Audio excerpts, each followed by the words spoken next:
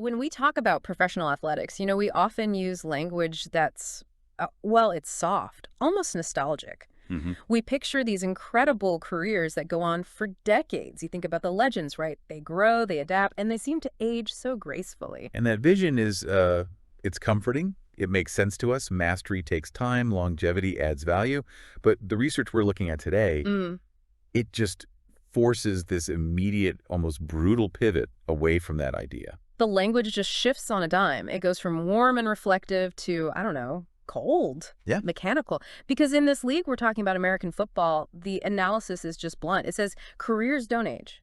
They expire. They expire. And that distinction, that single word choice, is really the core of our deep dive today. Right. We're asking not just how long careers last in this sport, but why they seem to be structurally designed to end so abruptly. So our mission for you is to really get inside that pressure cooker, to understand the cost, the immense pressure that comes with the profession where the timeline is just ruthlessly compressed. Okay, let's unpack this. Let's start with the language, because it's so revealing.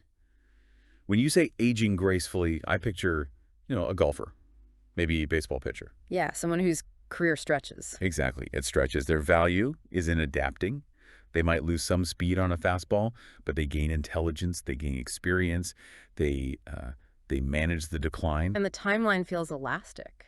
They retire when they choose to, or maybe it's a slow fade. But it's gradual. Precisely. But the word expire, that suggests something totally different. It's what you see on a carton of milk? Yes. Or on a prescription. It implies a fixed shelf life, a point beyond which the product is just. It's no longer viable. It's a hard, sudden stop, dictated by an external clock. It's so clinical. It's like the body isn't an instrument of craft anymore. It's a high-performance machine with, planned obsolescence. That's a powerful way to put it. And that choice of words tells you so much about the physical and institutional demands of football. The sheer violence of it, play after play, implies the body just can't be expected to hold up for long. The system itself is built on that assumption. It has to be. It's built around rapid, high-intensity turnover. It views players as these specialized, high-yield resources for immediate use, not long-term preservation. And that has to change a player's entire relationship with time, doesn't it? If your goal is longevity, playing till you're 40, you pace yourself. You focus on recovery. You avoid unnecessary risks. But if your career is defined by expiration, you have to focus on immediate maximum impact. You don't manage your body for 10 years from now. You manage it for the next game, the next contract. The pressure must be just immense. It's all about the here and now. You don't play for tomorrow. You play for the SMAP that's happening right now. And that urgency is backed up by the numbers, which this leads us right to the quantitative fact at the heart of it all. We're not talking about a few unlucky guys. We're talking about the statistical norm. The average career in American football, it doesn't even last 4 years. And that number, less than 4 years, is the metric that defines everything. We have to really sit with the gravity of that. Think about the investment just to get there. Years and years of training. Your entire young adulthood dedicated to reaching this pinnacle, only to enter a career that's, on average, shorter than getting a master's degree. It completely changes the economics of it, too. In any other job law, medicine, whatever, 4 years is just, you're just getting started. You're just beginning to pay off the investment. Right. In this league, 4 years is the finish line for the average player. And if 4 years is the average, just think about what that means mathematically. For every Tom Brady who plays for 2 decades, there have to be, 10, 20 guys whose entire professional life vanishes almost as soon as it begins. Gone after 1 or 2 seasons. It's a pipeline where, statistically, most people who enter it will be gone before they even have a chance at a second contract. So you're constantly on the clock. Psychologically, that must be exhausting. The window is so fleeting. You have to make your mark, you have to get paid, you have to establish yourself in a time frame that just, it's at odds with any traditional idea of building a career. And this feeds directly into that constant, unforgiving turnover cycle. The material we looked at captures this rhythm perfectly. Yeah, the start of every season. Every season, someone new arrives, and every season, someone disappears. It's not a gentle phase out. It's just a relentless replacement. And that turnover isn't a bug, it's a feature. It's the mechanism that ensures peak physical efficiency for the league. Right. It guarantees the talent pool is always fresh, always operating at maximum physical capability.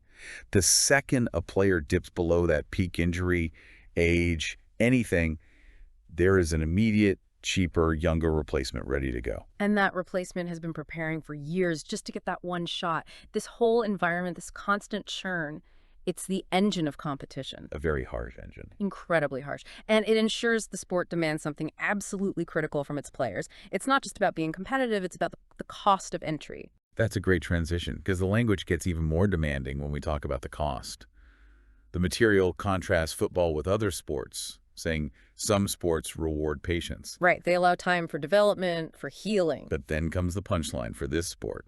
This one demands payment. That phrase, demands payment, it's so much stronger than just saying it's dangerous or competitive.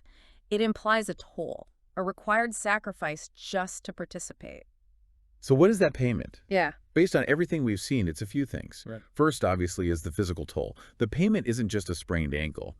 It's the cumulative damage. It's paying with your future health. That's the most visible cost, for sure. But the mental cost, the psychological expenditure, has to be right up there. Oh, absolutely. Living with that constant short-term threat of expiration, the anxiety of knowing you can't have an off day, you can't lose focus for a second, that is a brutal payment to make with your mental energy every single day. And there's the opportunity cost. These players invest everything into a career with a guaranteed rapid expiration date. What happens after? Yeah, what's the plan for when you're 25, 26 and your first career is already over? And you're often dealing with chronic injuries and a skill set that isn't easily transferable. That's a huge part of the payment, too. It really is a transaction then. And the terms are heavily skewed toward the system, not the individual. You pay up front with your health, your peace of mind, and the simple length of your working life. And that pressure, that cost, it all leads to the final stark distinction the material makes. It just draws a very clear line. Some sports are played for longevity.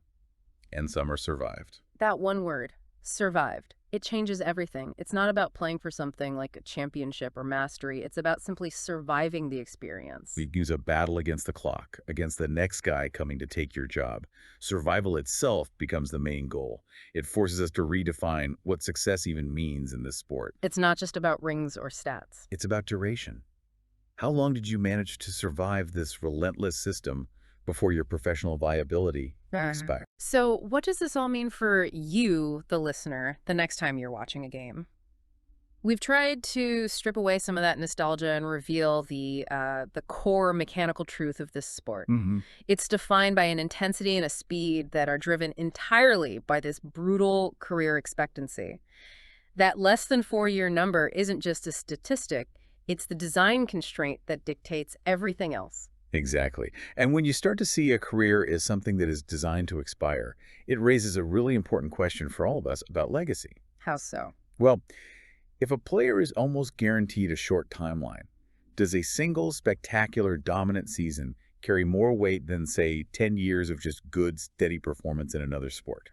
That's a great question. The short timeline completely changes the calculus of greatness. Yeah. It forces you to think about what it really means to be remembered when your professional life is designed to be over before it ever truly began. A compelling and a pretty challenging thought to end on.